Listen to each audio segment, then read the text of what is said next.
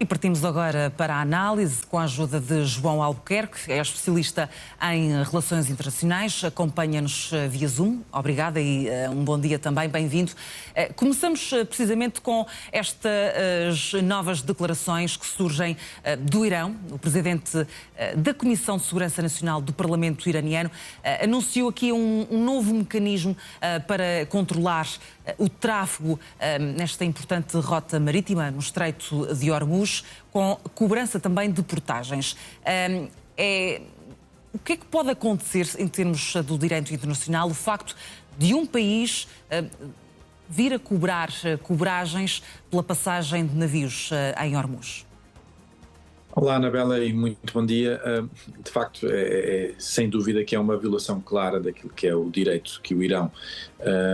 tem e, portanto, viola claramente o direito internacional à aplicação destas portagens e é, obviamente, um sinal claro de um aumento de tensão em toda a região, porque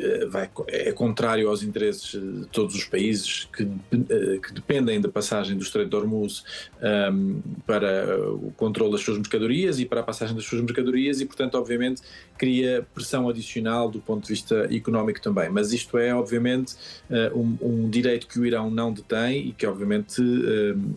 é uma violação clara daquilo que é o direito internacional, que impede a aplicação de taxas marítimas na navegação livre em águas internacionais, que é o caso, e portanto não há qualquer direito de soberania da parte do Irão para a aplicação destas portagens. Eu dava uma nota adicional que também nos deve preocupar, que é o anúncio do Irão de eventualmente olhar para os cabos submarinos que ligam a Europa à Ásia, em particular as ligações de internet e as ligações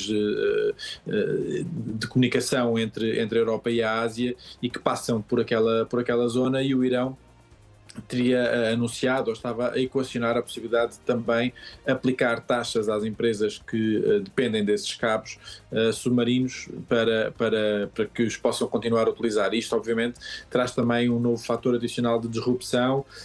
e de pressão adicional em todo este cenário, que já é por si só muito difícil e que tem tido consequências devastadoras do ponto de vista económico para todos nós. Há aqui dois países europeus que têm liderado uma missão também na tentativa de reabrir o Estreito de Hormuz, nomeadamente o Reino Unido, juntamente com França. Também ainda ontem o Irão confirmou que está, de facto, também em conversações com alguns países europeus, não nomeou que países em concreto, mas é expectável que, de facto, haja um acordo para desbloquear a passagem de embarcações pelo Estreito de Hormuz à revelia dos Estados Unidos, que tem ainda o Estreito de Hormuz bloqueado, precisamente. Eu diria que esse é um cenário complicado de antever, atendendo, de certa maneira, à fragilidade ou à dificuldade que a Europa tem em assumir um papel de liderança neste conflito. Não obstante, não há dúvidas também de que a Europa tem sofrido consequências muito mais gravosas em todo este processo, do ponto de vista económico, muito maiores do que aquelas que os Estados Unidos sofrem, está muito mais afastado e muito mais imune das dependências de recursos naturais que a Europa tem, neste caso, em relação ao Irão. E, portanto, há uma pressão, obviamente, da parte dos líderes europeus, incluindo aqui também o Reino Unido, para que este conflito se resolva rapidamente, sobretudo numa situação em que a Europa não teve qualquer interferência nem qualquer influência no seu início. Eu não sei se ele será possível, mas será certamente desejável, e será certamente desejável que os líderes europeus consigam ter aqui um papel de destaque, de maior liderança no contacto com o Irão, uma vez que neste momento, mesmo não tendo, do ponto de vista político e militar, uma grande influência, o facto de não estarem envolvidos e de terem mantido uma equidistância relativamente aos Estados Unidos e à forma como os Estados Unidos avançou para este conflito, lhes dá alguma credibilidade para serem um mediador honesto em todo este conflito. João Albuquerque, a verdade é que também, tendo em conta que as negociações com o Irão estão paralisadas, há agora aqui a intenção por parte de Israel e os Estados Unidos poderem estar a prepararem-se para retomar a guerra já na próxima semana.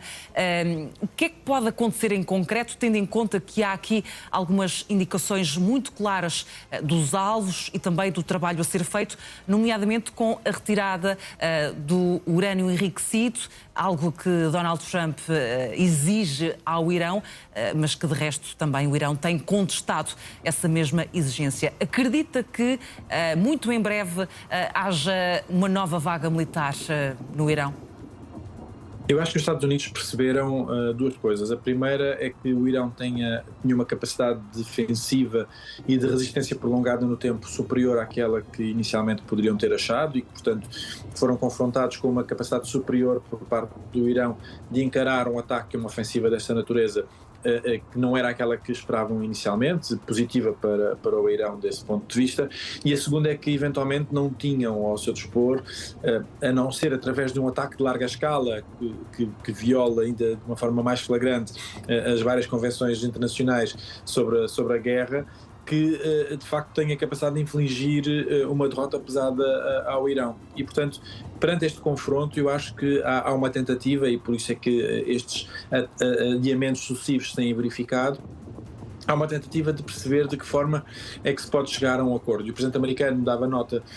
na última noite de que um acordo de suspensão do Irão, da parte do Irão, de enriquecimento do urânio por 20 anos, poderia ser suficiente para, de certa maneira, acalmar as ansiedades americanas e chegar a um entendimento. Ora, mas para isso é preciso também que o Irão aceite essa exigência, tendo em conta aquilo que temos assistido. Tem sido uma linha vermelha muito firme de se ultrapassar, neste caso por parte do Irão. Sim, é verdade que sim, mas vejamos, nós estávamos numa situação, e era isso que estava em vigor, o acordo que tinha sido estabelecido anteriormente, durante a presença de Barack Obama, tinha encontrado um mecanismo que previa muito maior controle sobre aquilo que era o programa nuclear iraniano, que tinha tido a capacidade de acalmar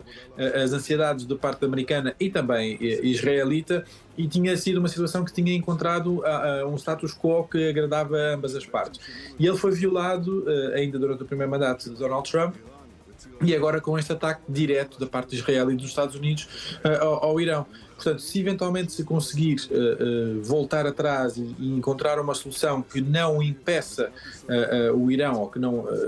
tira ao Irão toda a sua capacidade ou os seus desígnios, mas que permita maior controle da comunidade internacional e pelo menos uma suspensão prolongada no tempo, pode ser que isso eventualmente seja um caminho de saída que os Estados Unidos desesperadamente precisam neste momento.